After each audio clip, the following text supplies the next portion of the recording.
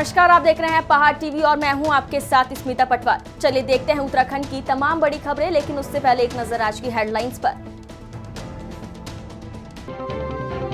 Cabinet बैठक के बाद पुष्कर सिंह धामी ने राज्यपाल को सौंपा इस्तीफा। सीएम धामी ने यूनिफॉर्म सिविल कोड को लेकर दिया बयान, कहा मैं सीएम रहूं या नहीं, नई सरकार में जल्द लागू होगा यूनिफॉर्म सिविल कोड। हार के बाद हरदा के खिलाफ उठने लगे विरोध के सुर, कांग्रेसी नेता ही फैसलों पर कर रहे हैं सवाल। खानपुर सीट पर निर्दलीय प्रत्याशी पत्रकार उमेश कुमार का कब्जा। देवाला से भाजपा के विधायक बने बृजभूषण गैरोला, देर रात तक चला जश्न।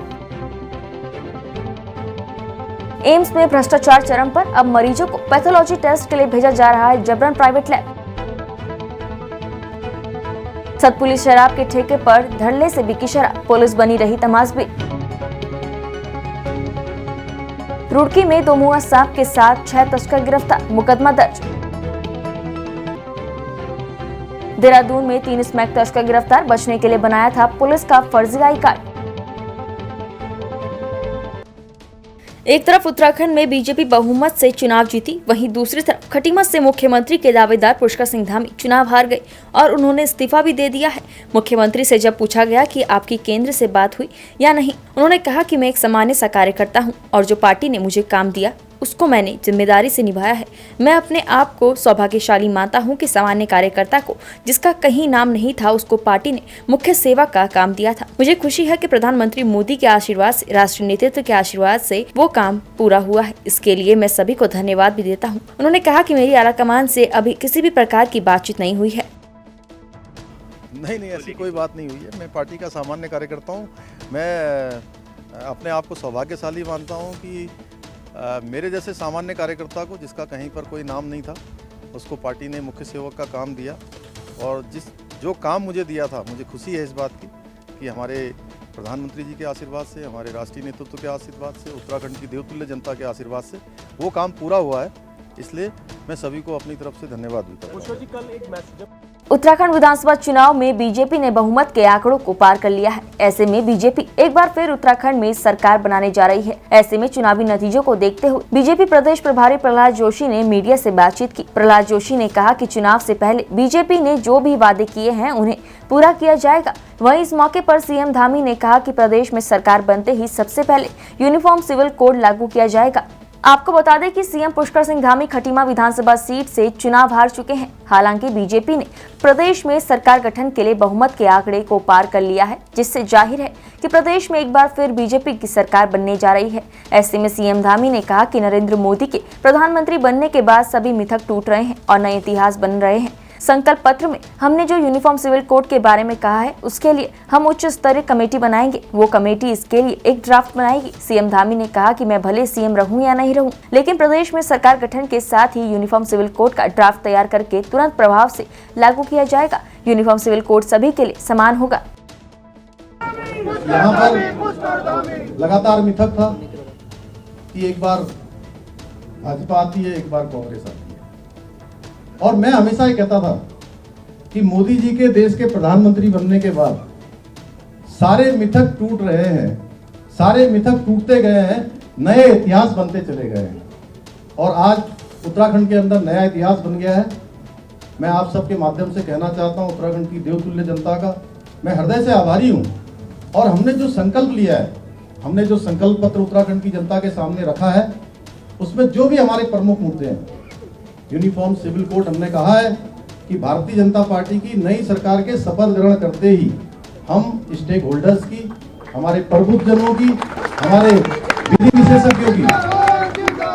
विशेषज्ञों की एक कमेटी बनाएंगे, एक हाई स्तरीय, एक उच्च स्तरीय कमेटी बनाएंगे, हाई पावर कमेटी का गठन करेंगे और वो हाई स्तरीय जो उच्च कमेटी होगी, वो कमेटी एक ड्राफ्ट बनाएगी और हम उत्तराखंड के अंदर, चूंकि हमने चुनाव से पहले कहा था, जब मैं इसको उत्तराखंड की जनता के सामने में चुनाव से पहले मैंने इस बात का संकल्प लिया था और आह्वान किया था कि हम सरकार के आते ही इसको करेंगे।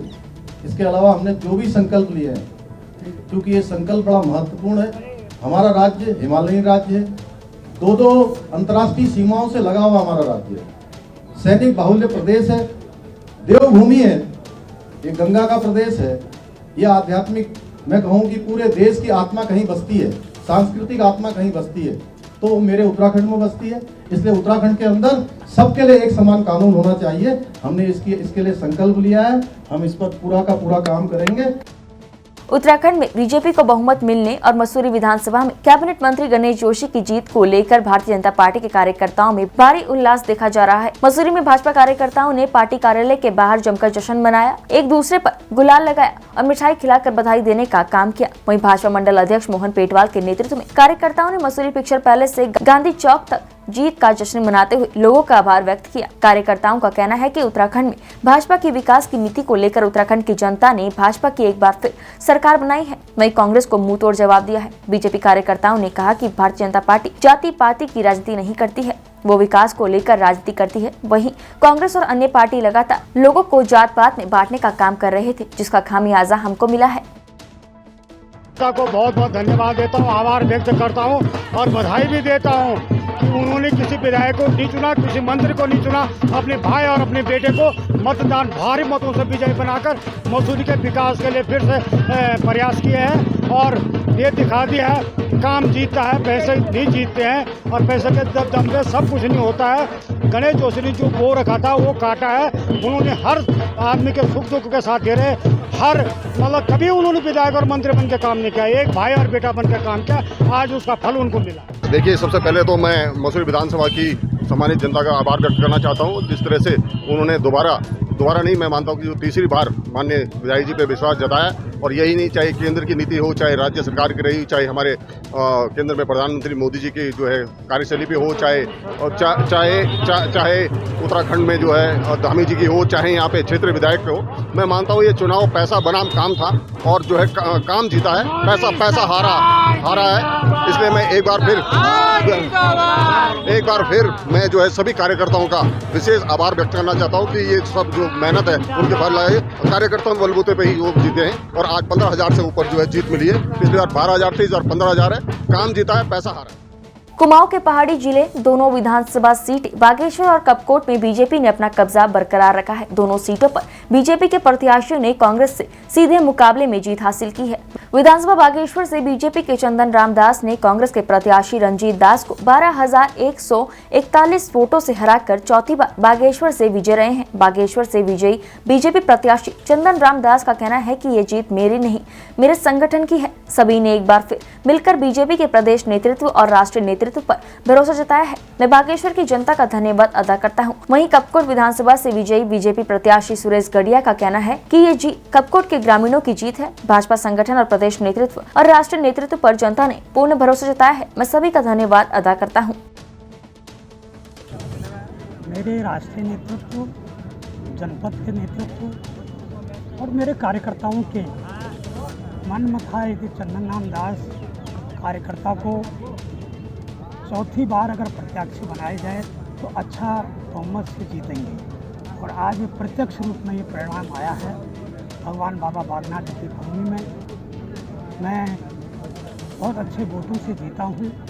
इसका जो मैं श्रेय देना चाहता हूँ तो भारतीय जनता पार्टी का संगठन है, जो मेरे बूथ के कार्यकर्ता हैं और जो मेरे पार्टी के जो बहुत ही महत्वपूर्ण देवतुल्य कार्यकर्ता हैं।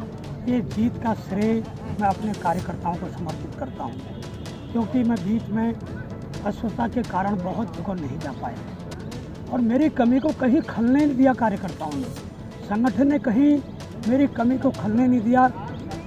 कानपुर विधानसभा सीट से इस बार निर्दलीय प्रत्याशी पत्रकार उमेश कुमार ने जीत दर्ज की है। उमेश कुमार ने बीजेपी के विधायक कुंवर प्रणव चैंपियन की पत्नी देवयानी को हराया है। देवयानी इस बार तीसरे नंबर पर रही है। दूसरे नंबर पर उमेश कुमार का मुकाबला बसपा के प्रत्याशी रविंद्र पनियाला से हुआ। रविंद्र पनियाला को 6,600 वोटों से शिकस्त देकर उमेश कुमार ने जीत दर्ज की है। जीत के बाद उमेश कुमार ने कहा, ये जीत खानपुर की जनता की है और ये विकास की लड़ाई थी, लिहाजा जनता ने विकास को लेकर वोट किया और जो भरोसा मुझ पर जताया गया है उस पर सदा खरा उतरने का प्रयास किया जाएगा। आपको बता दें कि ये सीट परंपरागत तौर पर कुंवर प्रणव चैंपियन का गढ़ मानी जाती थी, जिस पर इस बार उनकी पत्नी चुनाव लड़ रही थी। निर्दलीय के तौर पर पत्रकार उमेश कुमार मैदान में उतरे और उन्होंने वो कर दिखाया जो बड़े बड़े दिग्गज नेता न कर पाए। चुनावों से पहले ही पूरे क्षेत्र में सक्रिय हो चुके थे और उन्होंने ग्रामीण क्षेत्रों में वो काम भी किए जिन्हें अब तक जनप्रतिनिधि नजरअंदाज करते आ रहे थे। उनकी जीत के तौर पर उत्तराखंड विधानसभा को एक पत्रकार का प्रतिनिधित्व भी मिलेगा और निश्चित तौर पर उत्तराखंड के पत्रकारों की लड़ाई को लेकर वो एक अहम भूमिका निभाने में सहायक सिद्ध होंगे। उमेश कुमार के इस प्रदर्शन में उत्तराखंड की पूरी राजनीति को प्रस्त कर दिया है। साथ ही इस बात की ओर भी इशारा किया है कि उत्तराखंड के लिए गलत बातें बोलने वालों को प्रदेश की जनता अपने मत के माध्यम से जवाब देगी। सर, आपने एक स्वतंत्र जीत हासिल करते हुए अपना एक अलग ही जो है परचम लहराया है और पूरे उत्तराखंड की 70 विधानसभा सीटों में से एक उभर करके आए हैं। ऊपर लगा ले भाई। ये चुनाव जनता का चुनाव था, जनता ने लड़ा, जनता जीती और जनता को ही समर्पित है। ये जीत खानपुर की जनता की है, उमेश कुमार की जीत नहीं है। और ना उमेश कुमार को कोई गलतफहमी है कि वो जीता है। ये जनता जीती है, ये इनका भरोसा जीता है। इन लोगों ने मुझ पे जो भरोसा किया है वो भरोसा जीता है और मैं पूरी कोशिश करूंगा कि खानपुर विधानसभा की जनता की अपेक्षाओं पर खरा उतर सकूं।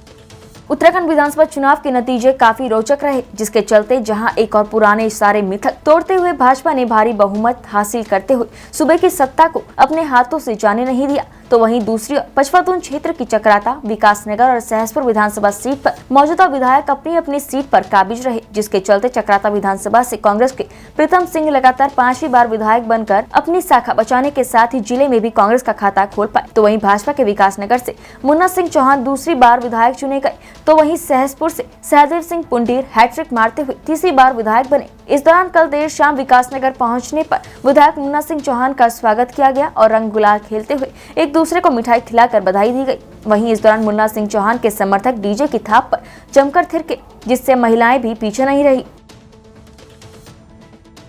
अपनी सुप्रसिद्ध होली के लिए कत्यूर भर में प्रख्यात भेटागुंड के ग्रामीणों द्वारा कुमाऊं भर में प्रसिद्ध कोट भ्रामरी मंदिर में चीर बंधन का कार्यक्रम किया गया। बसंत पंचमी के शुभ अवसर पर शुरू हो जाने वाली भेटागुंड की ऐतिहासिक होली का दौर जहां फरवरी महीने से शुरू हो गया था, वहीं कैलेंडर में निर्धारित होली की तारीख से 2 दिन पूर्व कोट भ्रामरी मंदिर में पहुंचकर भेटागुंड के सभी ग्रामीणों द्वारा चीर बंधन किया गया।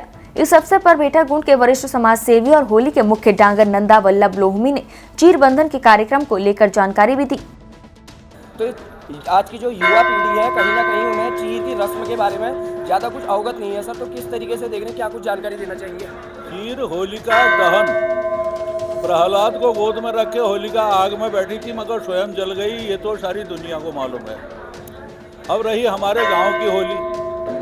हमारे गांव में ये होली परंपरा, अब हमको तो ये 22वां पुस्त में हूँ मैं, उसके बाद करीब 25-26 पुस्त आगे पहुँच गए हैं जब से हम भेटा गांव में आए हैं, हमारे बुजुर्ग आए, और तब से ये परंपरा बराबर चली आ रही है। चीर का इतना ही महत्व है कि इसको लेकर के या तो वहाँ वृंदावन से लाना पड़ता है या फिर अपने गांव में किसी गांव में अगर चीर है तो उसके ब्रांच से लेना पड़ता है।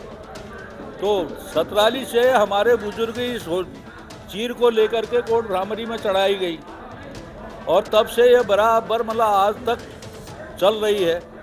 और ये परंपरा हमारी है। आज अष्टमी के दिन हमेशा यहाँ चीर बंधन होता है, होलिका का आगाज़ होता है, तब फिर कत्यूर के सारे इलाके में होली प्रारंभ होती है। और ये आज भी हम लोग फिर यहाँ आ गए हैं। आज हमने फिर जो है इसका आगाज़ शुरू कर दिया है।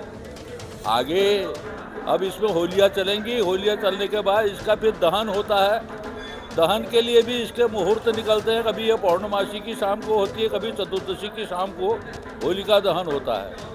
तो होलिका दहन के बाद होलिका दहन का मतलब यही हुआ कि वो जो प्रहलाद को जलाने के लिए आई थी बुआ उसकी, उसका वो होलिका आज उस दिन भस्म हो जाएगी। आज से वो अपनी कार्रवाई शुरू करती है और इधर होली का आगाज़ होता है कि उसने जाना है कि प्रहलाद जीत गए, तो तब से ये होली परंपरा चली आ रही है। और हमारे भेटा गांव में ये होली अभी तक पूरा गांव जो है लोहमी लोगों का है। हमारे यहाँ लोहमी के अलावा दूसरी कोई कौम नहीं है।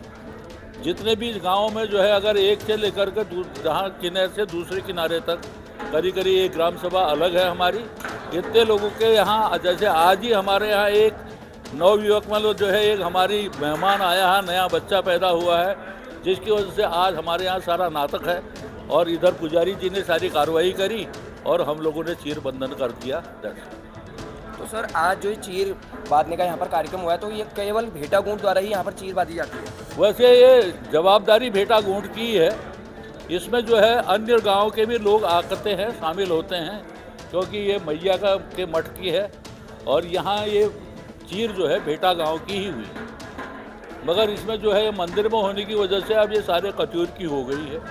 जो भी यहाँ पर आते हैं अपना अपना चीर लाते हैं, बांधते हैं। उत्तराखंड विधानसभा चुनाव का परिणाम घोषित हो गया है और सभी 70 विधानसभा सीटों की स्थिति भी साफ हो गई है। उत्तराखंड में एक बार फिर भाजपा की सरकार पूर्ण बहुमत के साथ सत्ता में काबिज होने जा रही है। डोईवाला विधानसभा में कांग्रेस को भारी अंतर से हराकर भाजपा प्रत्याशी बृजभूषण गैरोला विधानसभा में पहुंचे हैं। डोईवाला पहुंचे विधायक बृजभूषण गैरोला और त्रिवेंद्र सिंह रावत का महिलाओं के साथ कार्यकर्ताओं ने जोरदार स्वागत किया। जीत हासिल करने के बाद बेहद उत्साहित विधायक बृजभूषण गैरोला ने मीडिया से बात करते हुए कहा कि उत्तराखंड में भाजपा पूर्ण सरकार बना रही है और जनता की उम्मीदों पर खरा उतरने के लिए सबका साथ सबका विकास पर काम करेगी।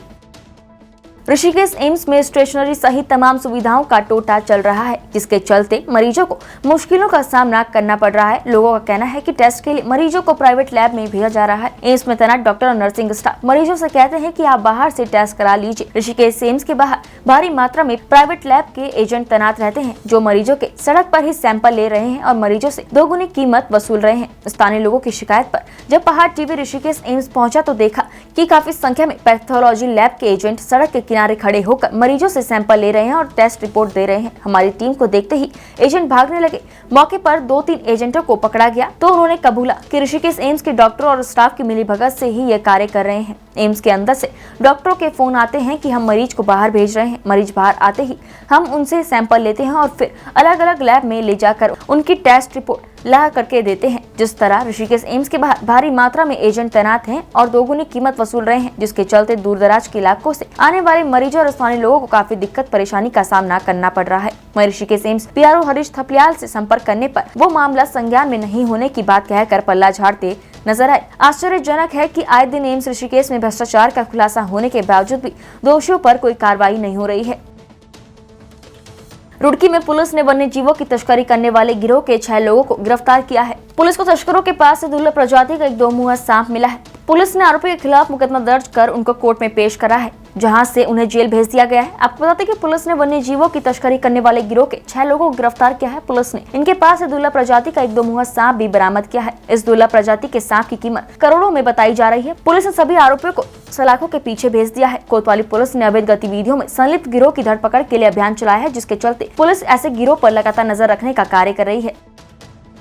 देहरादून के थाना पटेल नगर पुलिस ने स्मैक के साथ 3 तस्करों को गिरफ्तार किया है। वहीं एक तस्कर के पास से पुलिस का फर्जी आई कार्ड भी मिला है। पूछताछ में आरोपी ने बताया कि पुलिस से बचने के लिए फर्जी आई कार्ड बनाया था। पुलिस ने तीनों तस्करों के खिलाफ मुकदमा दर्ज कर कोर्ट में पेश किया, जहां से उन्हें जेल भेज दिया गया है। एसएसपी द्वारा जनपद में मादक पदार्थों की तस्करी और बिक्री पर रोकथाम के लिए असामाजिक तत्वों के खिलाफ अभियान चलाकर कार्यवाही करने के निर्देश दिए गए हैं, जिसके तहत पुलिस टीम लगातार चेकिंग अभियान चलाए हुए है। उत्तराखंड की तमाम बड़ी खबरों में फिलहाल इतना ही। बाकी खबरों के लिए देखते रहिए पहाड़ टीवी। नमस्कार। है बेखौफ उम्मीद का रंग।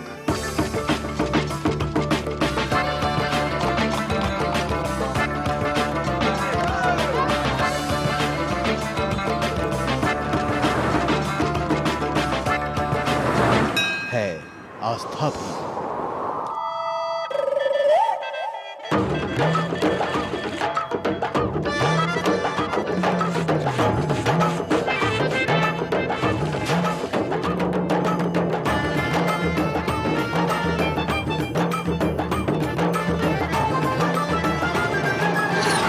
ये है मेरा उत्तराखंड।